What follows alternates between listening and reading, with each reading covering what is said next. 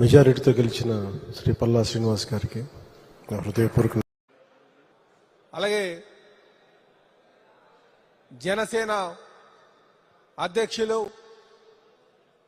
ఉప ముఖ్యమంత్రి గారైనటువంటి పవన్ కళ్యాణ్ గారికి స్వాగతం పలుకుతూ, అలాగే బీజేపీ రాష్ట్ర అధ్యక్షులు పార్లమెంట్ సభ్యురాలైనటువంటి శ్రీమతి పురంధరేశ్వరి గారికి స్వాగతం పలుకుతూ, అలాగే ఈ సభలో ఉన్నటువంటి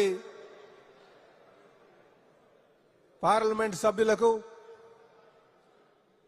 శాసన మండలి సభ్యులకు,